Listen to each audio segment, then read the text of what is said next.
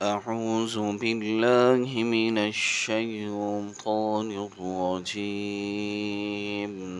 بسم الله الرحمن الرحيم.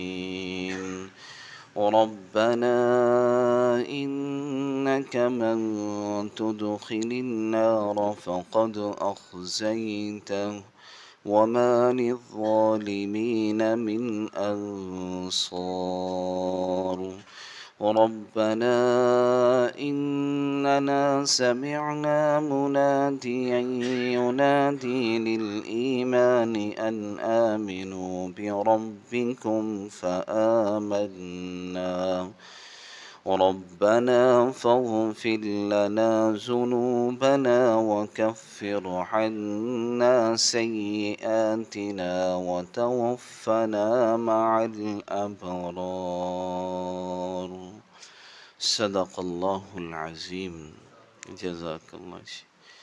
اللہ تعالیٰ کا فرمان ہے، ربنا، اے ہمارے پروردگار، انک من تدخل النار فقد اخزیتا، کہ جس کسی کو آپ نے آگ میں، جہنم میں داخل کر دیا، اسے تو رسوا ہی کر دیا. وما للظالمین من انصار، اور ظالموں کو کسی قسم کا کوئی مدد کرنے والا نہیں ملے گا. ربنا، اے ہمارے پروردگار، اننا سمعنا، کہ ہم نے ایک منادی کو سنا، ینادی للایمان ان آمنوا بربکم، جو یہ منادی آواز دے رہا تھا کہ اپنے پروردگار پر ایمان لے کر آؤ. فآمنا، ہم ایمان لے آئے.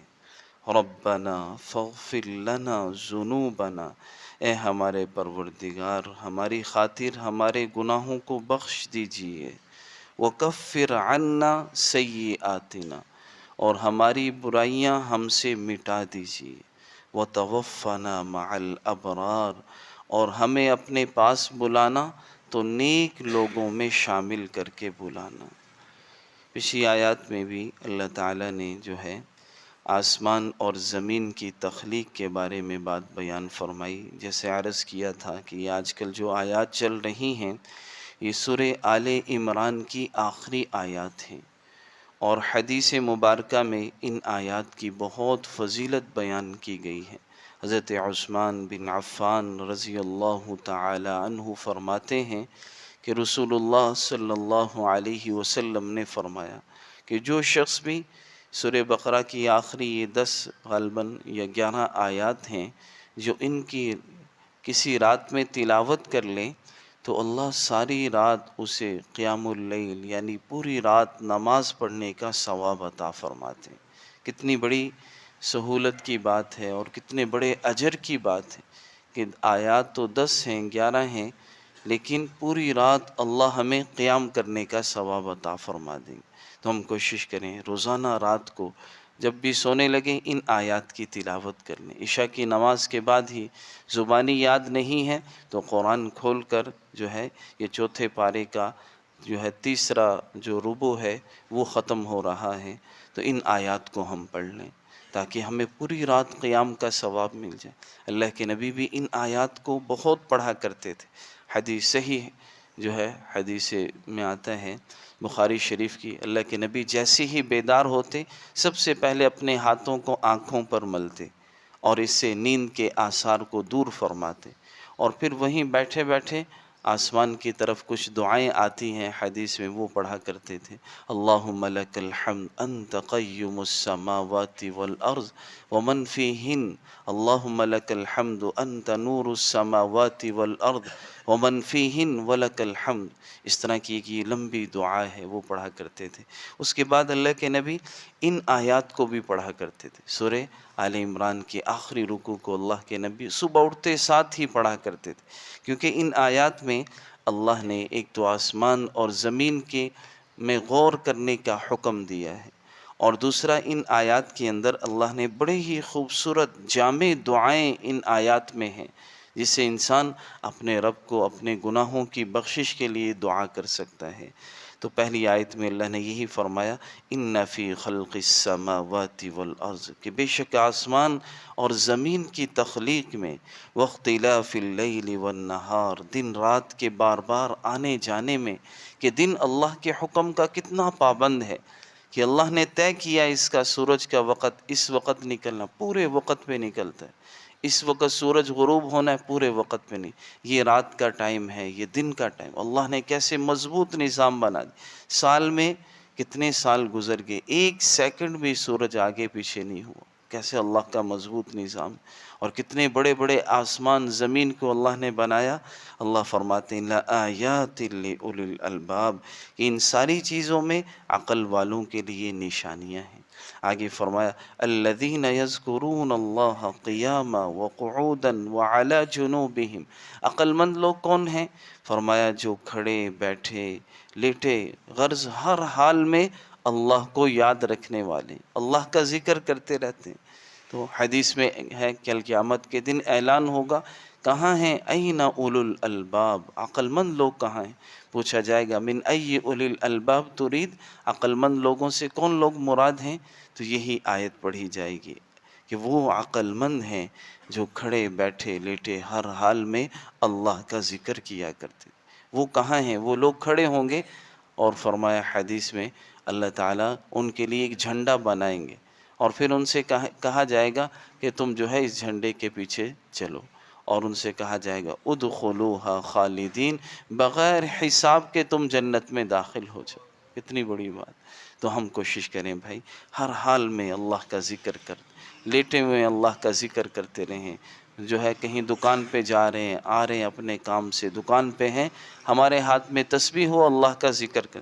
حدیث میں عجیب بات آتی ہے لیس یتحسر اہل الجنت الا ساعۃ مرت بها لم یذکر اللہ تعالی، وہ جنتی آدمی جو جنت میں پہنچ جائے گا، اسے جنت میں پہنچنے کے بعد بھی ایک افسوس رہے گا، حسرت رہے گی، فرمایا اس گھڑی پر اسے حسرت اور افسوس رہے گی جو اس کی اللہ کے ذکر کے بغیر گزر گئی۔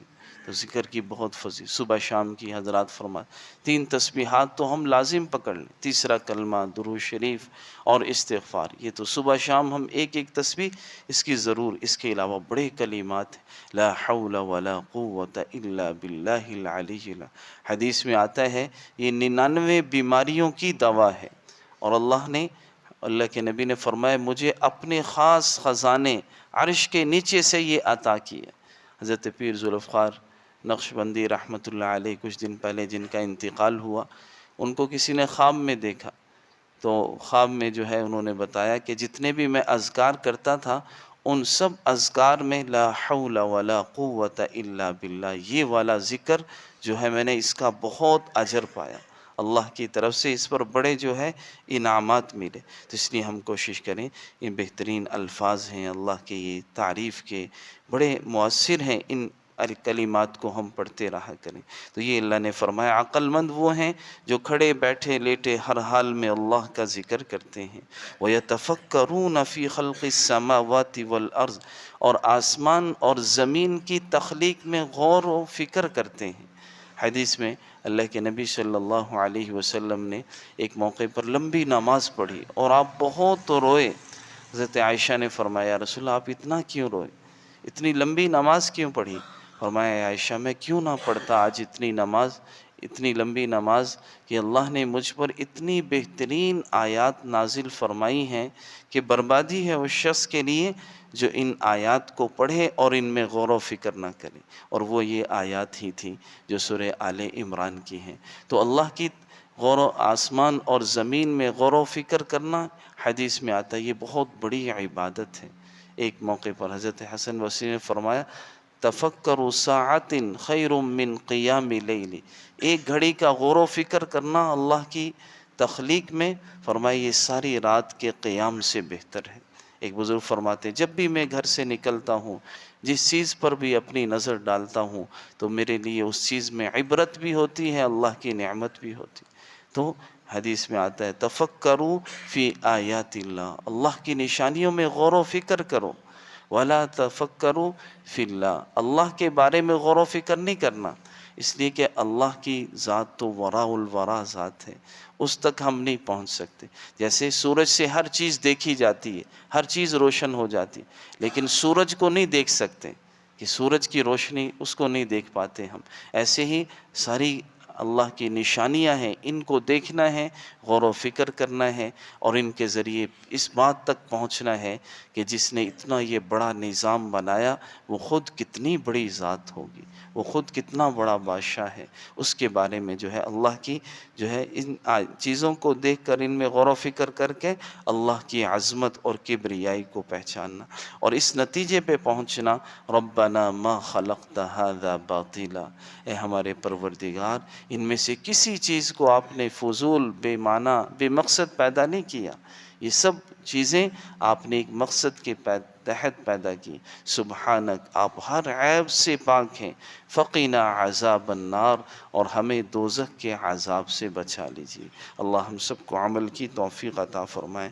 الحمدللہ رب العالمین، عدد خلقه، رضا نفسه، وزنة عرشه، ومداد كلماته، اللهم لا نحصي ثناء عليك أنت كما أثنيت على نفسك۔ یا اللہ ہم سب کے سارے گناہوں کو معاف فرما، اپنی رضا والے اعمال کی توفیق عطا فرما۔ اے اللہ ان آیات کو ہمیں تلاوت کرنے کی توفیق نصیب فرما، دنیا آخرت کی خیریں، بھلائیاں، عافیتیں، سکون ہم سب کو نصیب فرما، دنیا آخرت کی مصیبتوں سے، پریشانیوں سے، بیماریوں سے، حوادثات سے، ناگہانی آفات سے، بیماریوں سے، بری موت سے، اچانک موت سے ہم سب کی حفاظت فرما۔ آج کے دن کی کامیابیاں، فتحیں، یا اللہ نصرتیں، برکتیں ہمیں نصیب فرما۔ وصلی اللہ تعالی علی خیر خلقہ محمد وعلی آلہ واصحابہ اجمعین برحمتک یا ارحم الراحمین۔